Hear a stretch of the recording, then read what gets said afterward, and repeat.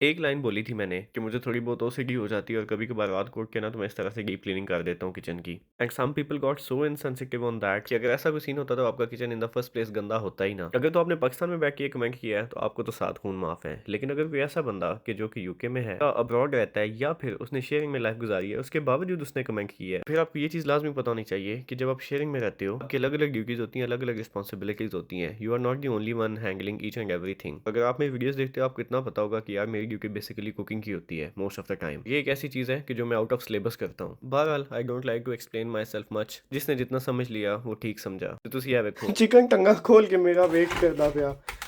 अब मैं इसके साथ क्या करूँ?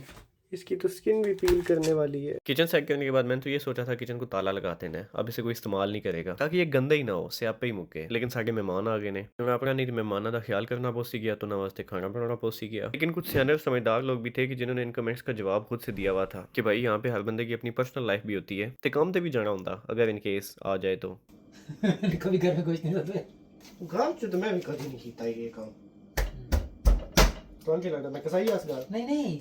ਅਸੀਂ ਨਿੱਕੇ ਹੁੰਦੇ ਆ ਅਸਲ ਕਸਾਈਆਂ ਕੋਲ ਵੰਜੀ ਤਾਂ ਜਿਹੜੇ पुराने कसाई होते हैं ना वो ऐसे ना जो पाँव का अंगूठा होता है ना उसमें छुरी फंसा के ना और उसके वो साथ से ऐसे हाँ काटा करते थे।